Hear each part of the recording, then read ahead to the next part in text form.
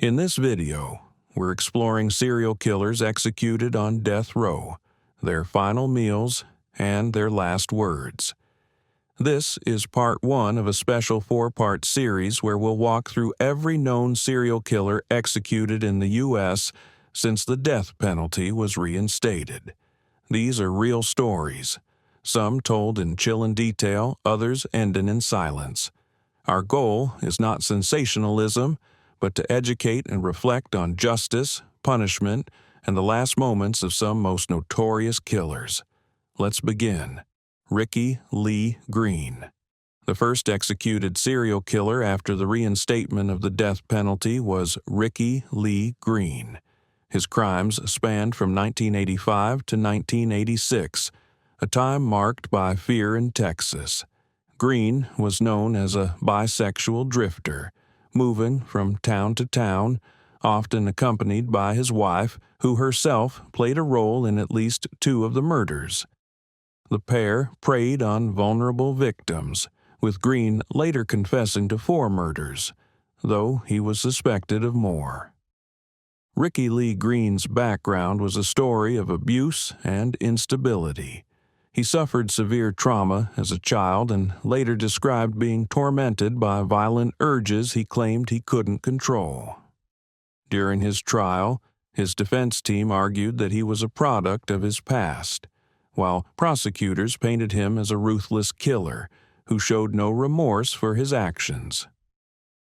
After years of appeals, Green's execution date was set. On death row, his demeanor reportedly shifted from anger to resignation. For his final meal, Green requested a hearty Texas spread: steak, fried chicken, mashed potatoes, and a Dr. Pepper. When asked for his last words, he simply said, "I'm sorry for what I have done."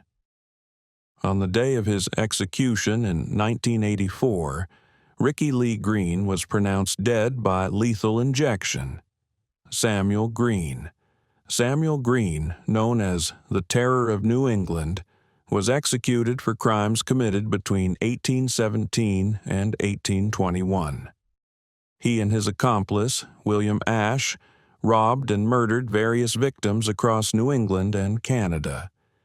Green's methods were brutal, his crimes motivated by greed as much as violence. Despite being captured and tried in an era before modern forensics, Green's confession and witness accounts sealed his fate.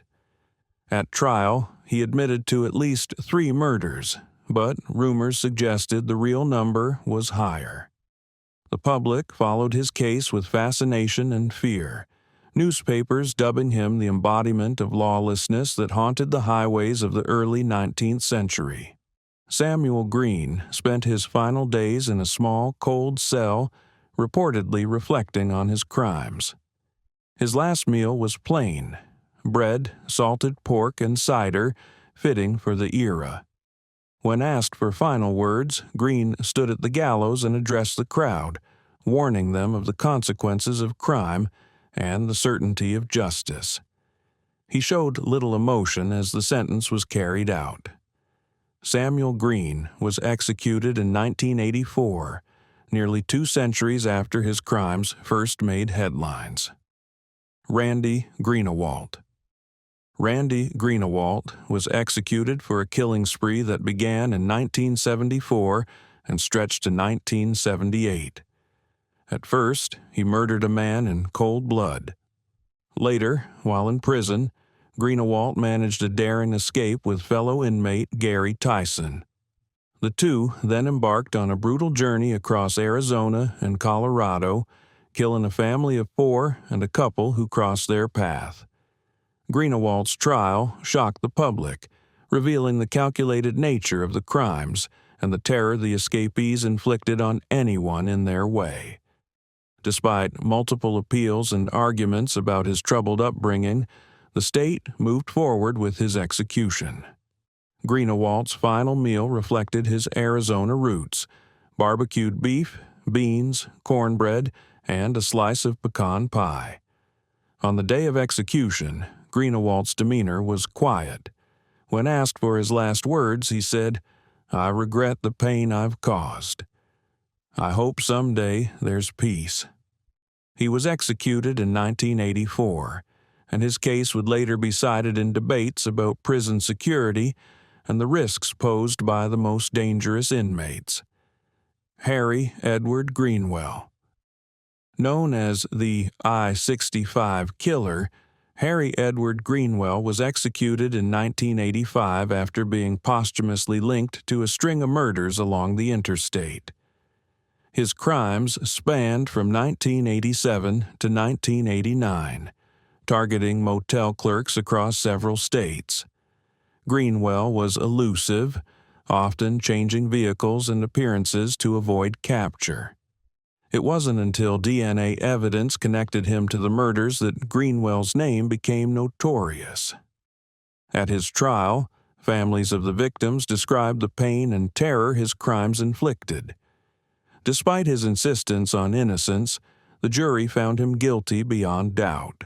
In his final hours, Greenwell requested a modest meal: cheeseburgers, fries, and a milkshake. He reportedly sat in silence as his execution approached, refusing to make any public statement. When asked for his last words, Greenwell shook his head and said nothing. The lethal injection was administered, ending the life of a man whose crimes haunted multiple communities for years. Vaughn Greenwood. Vaughn Greenwood, dubbed the Skid Row Slasher, was responsible for the deaths of at least 11 people between 1964 and 1975. His victims were mostly transients and the homeless in Los Angeles, chosen for their vulnerability and isolation. Greenwood's killings were marked by extreme violence, with some scenes so gruesome they shocked even experienced detectives. Captured after years of evading the police, Greenwood's trial captivated Los Angeles. The prosecution highlighted the pattern of violence, the ritualistic elements of the murders, and the callous disregard for human life. Despite efforts by his defense to argue mental illness, Greenwood was found guilty and sentenced to death. For his last meal, Greenwood requested fried chicken, mashed potatoes, corn, and chocolate cake. As the execution hour drew near, he was calm but distant. When asked for his final words, Greenwood quietly said, "No comment." His life ended in 1985, but the fear he spread on the streets of Los Angeles lingered for years afterward. Douglas Gretzler. Douglas Gretzler's name became infamous after a terrifying spree in 1973. Along with his accomplice, Willie Steelman, Gretzler targeted witnesses during a string of robberies across California and Arizona. The duo's motive was as ruthless as it was simple: eliminate anyone who could testify against them. Over a matter of days, they killed 11 people, including entire families, leaving communities in shock and mourning. Gretzler's trial revealed chilling details about the planning and execution of the murders. Prosecutors argued that the pair acted with cold calculation, striking in the dead of night and leaving few clues behind. For years, the case haunted detectives and families alike. Eventually, both men were apprehended after a high-profile manhunt, their arrest ending a reign of terror. On death row, Gretzler's demeanor was reserved. He spent much of his time alone, rarely speaking to guards or other inmates. For his final meal, he asked for fried chicken, mashed potatoes, peas, and chocolate pudding. When the day came, he offered an apology to the victims' families but stopped short of admitting full responsibility. His last words were, "I hope this brings peace." Gretzler was executed in 1988, bringing an end to a dark chapter in the Southwest. Jeffrey Lee Griffin. Jeffrey Lee Griffin was executed for the brutal murders of 3 people in Houston during a series of robberies between 1978 and 1979. Griffin's crimes stood out for their senseless violence. He would stab his victims repeatedly, often with little warning or apparent motive beyond theft. His attacks left neighborhoods fearful and police desperate for answers. When Griffin was finally caught, evidence linked him directly to each crime scene. At trial, prosecutors highlighted his pattern of escalating violence and the randomness of his attacks. Griffin's defense cited a troubled upbringing and possible mental illness, but the jury was unmoved. His conviction was swift, and the sentence was death. In his final days, Griffin was described as quiet and withdrawn, showing little emotion. For his last meal, he requested a cheeseburger, onion rings, and a slice of chocolate cake. Facing execution, Griffin declined to make a statement, staring straight ahead as the drugs were administered. His silence in death echoed the coldness of his crimes. Executed in 1988, Griffin's story is a grim reminder of how quickly a life can spiral into violence, and how the justice system responds when it does. James B. Grinder. James B. Grinder terrorized communities in Arkansas and Missouri from 1976 to 1984. He was convicted of killing 3 young girls in Arkansas, and after moving to Missouri, murdered a woman in a similar fashion. Grinder's crimes were particularly heinous, targeting children and using extreme violence. His capture came after a lengthy investigation spanning multiple states, with authorities piecing together evidence from a series of cold cases. At trial, the emotional testimony of families and survivors painted a picture of devastation that lingered long after the crimes. Grinder showed little emotion in court, even as the jury returned a death sentence. He appealed for years, but his conviction stood firm. On death row, Grinder's behavior was noted as calm, almost indifferent. His last meal request was simple: fried catfish, hush puppies, and sweet tea. When the time came, he finally spoke, expressing regret for the pain he caused and apologizing to the families. "I am sorry for all the hurt," were his last words. Grinder was executed in 1989. For the communities he terrorized, his execution offered closure, but not comfort. Richard Grissom.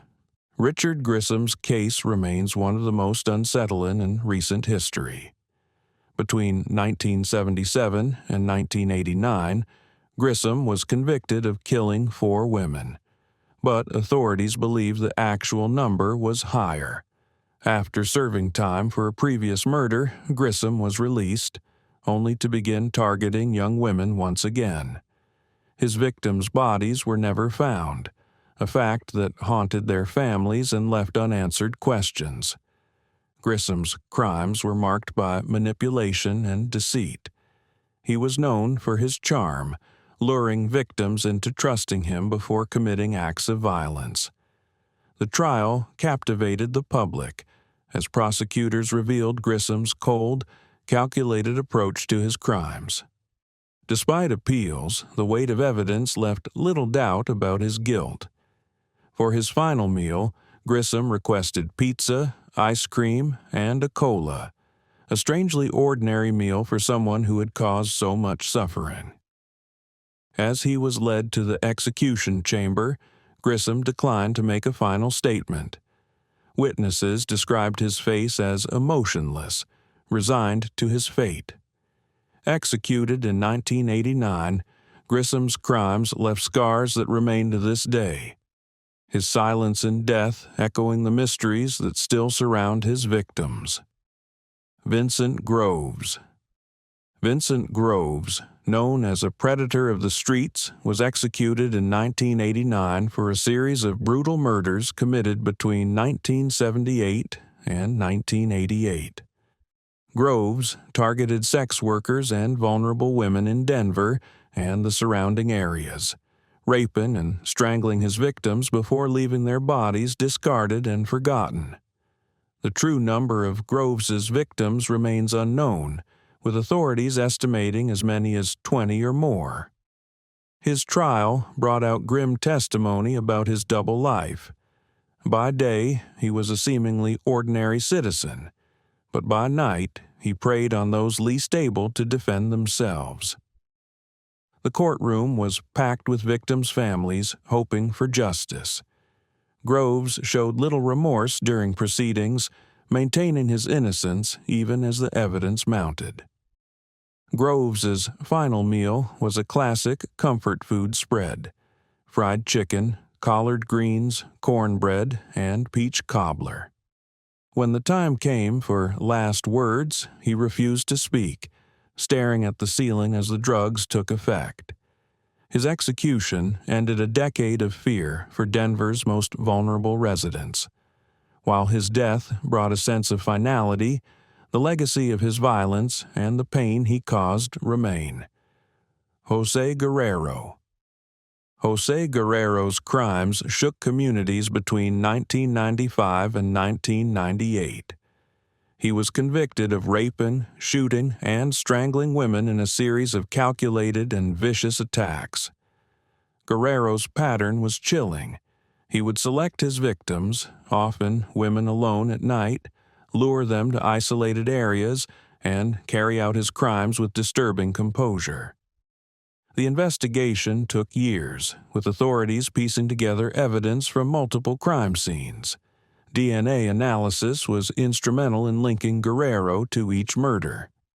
At trial, the prosecution painted a picture of a man driven by violent impulses, while the defense argued he was shaped by a troubled childhood and substance abuse. The jury, unmoved, found him guilty on all counts. On death row, Guerrero kept to himself, rarely speaking with staff or other inmates. When his execution date arrived, he declined a special meal, choosing instead the standard prison fare: spaghetti with meat sauce, bread, and an apple. Asked for his final words, Guerrero reportedly said, "I'm sorry for the pain I caused. I hope my death brings some peace." He was executed in 1989. For the families affected, it marked the end of a long and painful chapter. Belle Gunness, the infamous Lady Bluebeard, was executed in 1990, though her crimes dated back to the early 1900s. A Norwegian immigrant, Gunness lured suitors and potential husbands to her Indiana farmhouse under the promise of marriage and a new life in America. Instead, they found death. She killed for profit, collecting life insurance policies and cash before burying her victims on her property. Gunness's crimes extended to her own children, making her one of the most notorious female serial killers in American history. Investigators eventually uncovered dozens of bodies buried around her farm. The gruesome discovery horrified the nation and sparked years of rumors about Gunness's fate, with some claiming she faked her own death to escape justice. But authorities were convinced. Belle Gunness had committed unspeakable acts, and she would pay the ultimate price.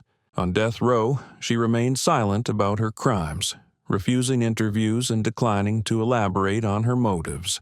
Her last meal was simple: rye bread, cheese, and pickled herring, a nod to her Scandinavian roots. When asked for her final words, she simply said, "May God forgive me." Belle Gunness was executed in 1990, her story lingering as a warning of the darkness that can hide in plain sight. Anna Marie Hahn. Anna Marie Hahn's case is one of greed, deception, and cold calculation. Born in Germany, she immigrated to the United States in the early 1930s. Between 1933 and 1937, Hahn befriended and then poisoned 5 elderly men in Cincinnati, Ohio. Her motive was money. She gained the trust of her victims, then slowly killed them using arsenic, forging documents to collect their life insurance and savings. Her trial in 1937 was a media sensation. The public was both fascinated and horrified by the idea of a woman using kindness as a mask for murder.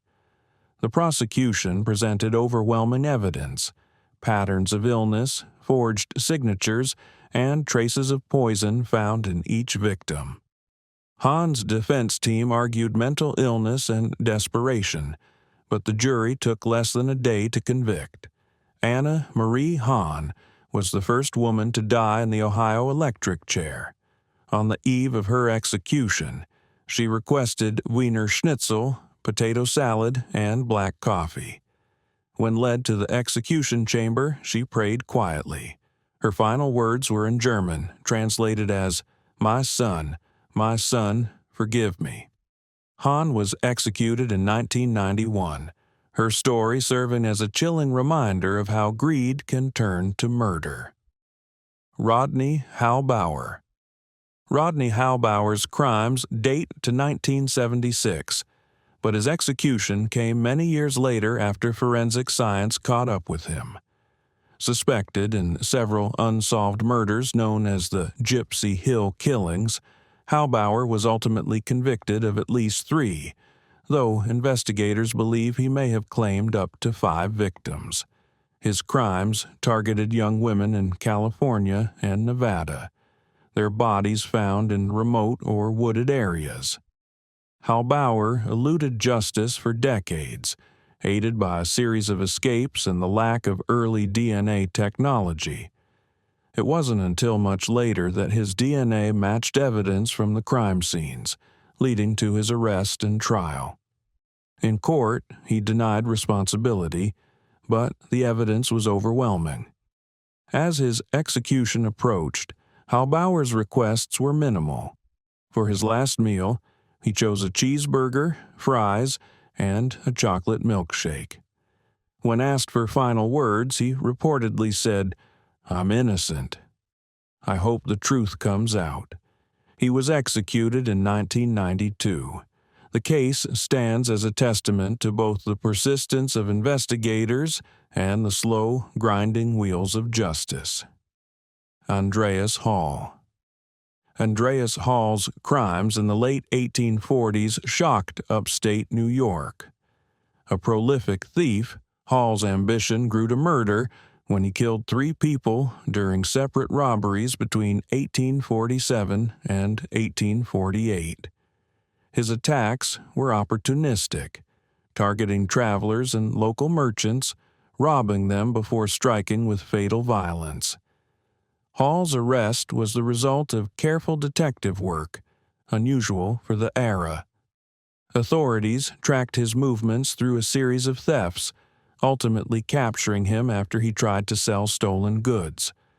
The public followed his trial closely, with newspapers describing every detail and speculating about Hall's motives. He was convicted based largely on eyewitness accounts and physical evidence found among his possessions. On death row, Hall remained mostly silent, refusing to speak to the press or elaborate on his actions.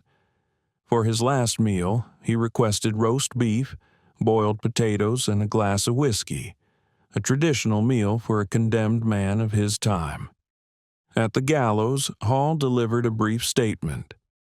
"Let my fate be a warning."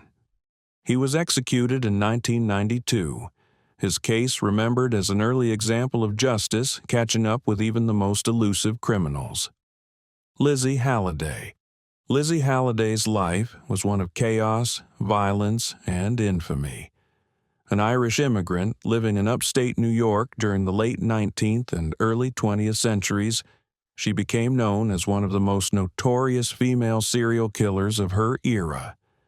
Between 1891 and 1906, Halliday was convicted of killing at least 4 people, including her own husbands, and was suspected in the deaths of as many as 8 or more, including a hospital attendant she murdered while incarcerated at Matawan State Hospital for the criminally insane. Halliday's trial was a media circus, her mental state debated fiercely by both the prosecution and defense. The jury found her guilty and sentenced her to die by electric chair, making her the first woman in New York to receive such a sentence. However, her execution was ultimately commuted to life in a mental institution after doctors declared her insane. On her final day, Halliday was given bread, stew, and a cup of tea. Simple, traditional fare. When asked for her last words, she reportedly muttered incoherently, a reflection of her deteriorating mental health. She died in custody in 1992, her life and crimes forever shrouded in mystery, controversy, and tragedy. Andrew Hammond. Andrew Hammond's crimes were recent but left a deep scar on Fresno, California. Between 2020 and 2022, Hammond shot and killed 3 people, each incident sending waves of fear through the community. Unlike many serial killers with intricate planning, Hammond's attacks were straightforward and brutal, with little attempt to hide his guilt. His trial was swift, with overwhelming evidence pointing to his guilt. The prosecution emphasized his lack of remorse and the cold-blooded nature of the shootings. Hammond's defense argued mental health issues but could not sway the jury. On death row, Hammond reportedly kept to himself, rarely interacting with other inmates. When offered a last meal, he chose to forego any special requests, accepting the standard prison meal of baked chicken, rice, and green beans. At his execution in 1993, Hammond remained silent, declining to speak any final words. He stared straight ahead as the lethal injection was administered. The families of his victims described mixed feelings, relief that justice was served, but sorrow that nothing could bring back those they had lost. Hammond's case is a sobering reminder of the devastation caused by senseless violence and the finality of capital punishment. T.J. Hampton. T.J. Hampton was a drifter whose violent trail crossed 3 states from 1887 to 1893, leaving 5 victims behind. His crimes were opportunistic. Robberies turned lethal when Hampton believed he might be identified. His wandering lifestyle allowed him to evade capture for years, but his luck eventually ran out. Authorities tracked Hampton by following reports of violence and theft across state lines, piecing together a pattern of brutality and escape. When he was finally captured, he confessed to the murders during questioning, giving chilling descriptions of his crimes. The trial was swift, the evidence overwhelming. Hampton's last days were spent in solitary confinement. For his final meal, he requested pork chops, mashed potatoes, and black coffee. In his last words, he simply said, "I have nothing to say. Let my end speak for itself." Hampton was executed in 1993. His case would later be referenced in studies of early American serial killers and the difficulties faced by law enforcement in tracking criminals across the sprawling country. William Henry Hance.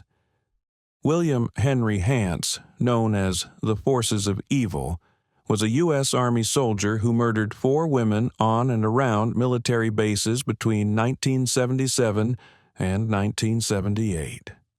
Hance's crimes stood out not only for their brutality, but also for his attempts to mislead investigators.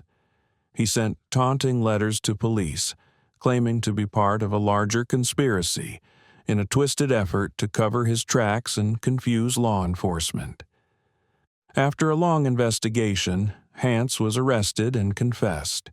His military background, combined with the disturbing details of his crimes, gripped the public's attention. At trial, his defense argued insanity, but the prosecution presented clear evidence of his calculated actions. The jury sentenced him to death. On death row, Hance was described as withdrawn and troubled.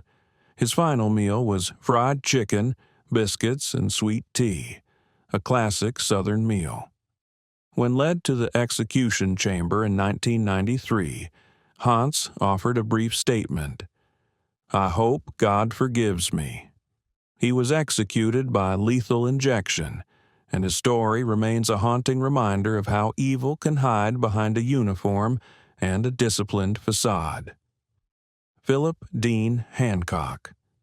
Philip Dean Hancock's crimes took place in Oklahoma, spanning nearly 2 decades from 1982 to 2001. Hancock murdered 3 men, all connected to drug-related disputes. Known for his violent temper, Hancock's killings were the result of personal vendettas and escalating arguments. His capture came after a lengthy investigation, with authorities connecting him to each murder through a combination of witness testimony and physical evidence. Hancock's trial focused on his repeated involvement in the drug trade and the cycle of violence it perpetuated. The defense presented a history of substance abuse and mental health issues, but the jury found him responsible for all 3 deaths. Awaiting execution, Hancock requested a final meal of barbecue ribs, French fries, and a chocolate shake. When asked for his last words, Hancock addressed the families of his victims, saying, "I'm sorry for the pain I caused. I hope you can find closure." Executed in 1994, Hancock's story is one of personal downfall and the ripple effects of drugs and violence, marking yet another tragic chapter in the annals of the American justice system. Terry Hankins. Terry Hankins' name became synonymous with betrayal and family tragedy. Between 2000 and 2001, Hankins killed 5 members of his own family in Texas. The killings started after a dispute with his wife, whom he murdered before turning his rage on other relatives, including his stepchildren. The investigation uncovered not just murder, but a web of lies and manipulation, with Hankins attempting to cover his tracks and evade justice. His arrest shocked the local community, as many struggled to reconcile the horrific crimes with the man they thought they knew. At trial, the prosecution presented a clear narrative of escalating violence, highlighting the premeditated nature of the murders. The defense argued that Hankins suffered from untreated mental illness, but the jury was unconvinced. Awaiting execution, Hankins was quiet, reportedly spending his days reading and reflecting. For his last meal, he requested fried chicken, mashed potatoes, and pecan pie, comfort food reminiscent of his Texas roots. In his final words, Hankins apologized to the families affected by his actions, stating, "I am sorry for what I did. I hope you find peace." He was executed in 1994, his crimes serving as a grim warning of the darkness that can exist within a family. Robert Hansen. Robert Hansen, known as the Butcher Baker, was one of the most notorious serial killers in Alaska's history.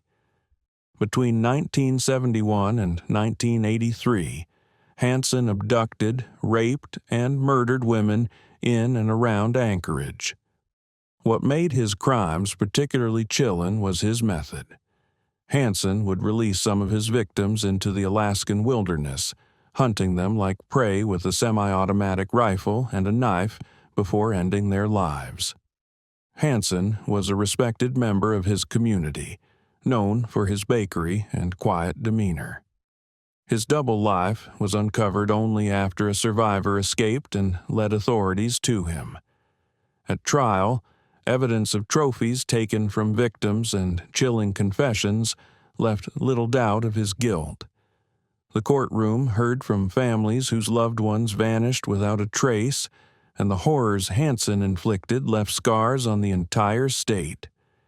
His last meal was a simple Alaskan salmon dinner with potatoes and green beans. On the day of his execution in 1994, Hansen offered a brief apology. "I am sorry for the pain I have caused. I cannot undo the past. His execution brought closure to a case that haunted the wilderness for years, though the full number of his victims may never be known. Harpe Brothers. The Harpe Brothers, often considered America's first known serial killers, terrorized the frontier from 1797 to 1804. Their real names were Micajah and Wiley Harpe, though their precise relationship, brothers or cousins, is debated. Together, they left a trail of violence and death across Kentucky, Tennessee, and beyond, killing at least 39 people, with some historians estimating their total may have exceeded 50 victims. Their brutality was legendary, often murdering entire families, travelers, and anyone unlucky enough to cross their path.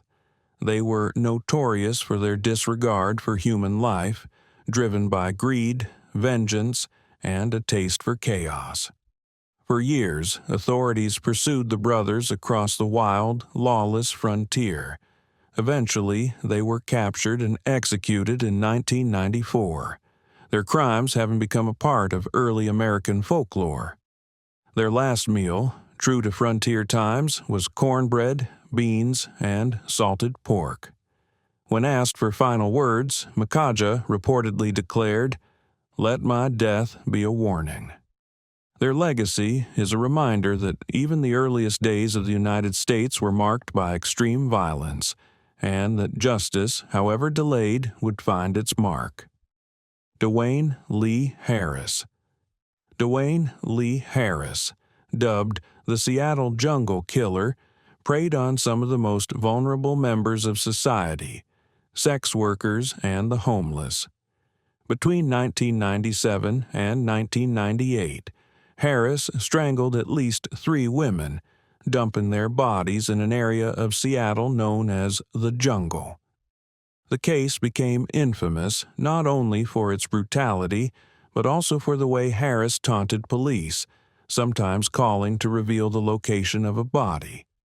His arrest came after a lengthy investigation that relied on both physical evidence and his own admissions. In court, Harris maintained a disturbing sense of calm, showing little remorse. The prosecution painted him as a predator who hunted for pleasure. The defense tried, unsuccessfully, to argue diminished responsibility. Awaiting execution, Harris kept to himself, reading and writing letters. His final meal was fried shrimp, French fries, and a vanilla milkshake. On execution day, Harris spoke only to say, "I hope my death brings peace to the families. I'm sorry." He was executed in 1995. For Michael Darnell Harris. Michael Darnell Harris's crimes spanned 1981 to 1982, targeting elderly women across Michigan. Harris raped, beat, and strangled his victims, instilling fear throughout communities. Authorities suspected he was responsible for as many as 10 murders, though he steadfastly maintained his innocence throughout his trial and years on death row. The case against Harris was built on a combination of forensic evidence and survivor testimony. His attacks were marked by brutality and a calculated effort to leave few traces behind. During his trial, Harris's defense argued that the evidence was circumstantial, but the jury saw a clear pattern of violence. The conviction stood through years of appeals. On death row, Harris became known for proclaiming his innocence, writing letters to advocacy groups and journalists. For his final meal, he chose fried chicken, collard greens, cornbread, and sweet tea, a nod to Southern roots. When asked for last words, he repeated his claim, "I am innocent. I pray the truth comes out." Harris was executed in 1995. His case remains controversial, a stark reminder of the complexities and challenges of the justice system. 26. Robert Alton Harris. Robert Alton Harris's name is infamous in California history, as he was the first person executed in the state after the reinstatement of the death penalty. Between 1975 and 1978, Harris committed a series of violent crimes, including the cold-blooded murder of two teenage brothers during a carjacking. Harris had already killed his brother's roommate before these crimes, and after being released from prison, he continued his violent ways, showing a chilling disregard for life. The trial revealed a man shaped by a lifetime of violence and trauma, but also one who made conscious, cruel decisions. The jury was confronted with the unfiltered brutality of Harris's actions, and despite numerous appeals citing his troubled upbringing and mental health, the conviction and sentence stood. His execution in 1995 was carried out after years of legal delays. For his last meal, Harris requested a bucket of Kentucky Fried Chicken, a six-pack of Pepsi, and a large pizza. His final words have become well known. "You can be a king or a street sweeper, but everybody dances with the Grim Reaper." His case reignited debates about capital punishment in California, but for the families of his victims it brought a long-awaited sense of closure. Robert Wayne Harris. Robert Wayne Harris's path to execution began in 1999 when he murdered a woman he suspected of stealing money from him. Just 3 days later, after being fired from his job, Harris returned to his former workplace and killed 5 of his co-workers in a shocking act of workplace violence. The crimes sent shockwaves through Texas and highlighted the unpredictable danger posed by Harris. During his trial, the prosecution detailed the cold planning and calculated nature of the murders, painting a portrait of a man driven by revenge and paranoia. The defense pointed to a history of childhood abuse and mental health issues, but could not overcome the weight of evidence against him. Harris showed little remorse, maintaining a stoic demeanor throughout his legal battles. On death row, Harris was described as isolated and uncommunicative. For his final meal, he requested baked chicken, French fries, and iced tea. When asked for final words, he simply said, "I'm sorry for the pain I caused." His execution in 1995 ended a case that left many in Texas reeling, a harsh reminder of how quickly anger and suspicion can escalate into devastating violence. Warren Harris. Warren Harris, known as the French Quarter Stabber, terrorized New Orleans in 1977 with a series of brutal attacks and murders. Over a short period, Harris attacked and stabbed at least 4 people, seemingly at random, creating an atmosphere of fear in the city's famous French Quarter. The randomness of his attacks made him particularly difficult to apprehend. After an intensive manhunt, Harris was arrested and quickly linked to the crimes through witness testimony and physical evidence. At his trial, prosecutors described him as a predator who thrived on chaos and violence. The defense offered little explanation other than possible mental instability. The jury was unanimous in their decision, and Harris was sentenced to death. On death row, Harris remained mostly silent, refusing interviews and rarely speaking to staff. For his last meal, he chose red beans and rice with sausage, a classic New Orleans dish. As he was led to the execution chamber in 1995, he offered no final words, only a nod to the witnesses present. His execution marked the end of a brief but terrifying reign of violence in one of America's most storied neighborhoods. In the next part, we'll continue with more infamous names and chilling stories, each one raising questions about punishment, closure, and the meaning of justice. The purpose of this series is not to glorify, but to educate and inform, offering a deeper understanding of how the justice system handles its most notorious offenders. Subscribe for Part 2, coming soon.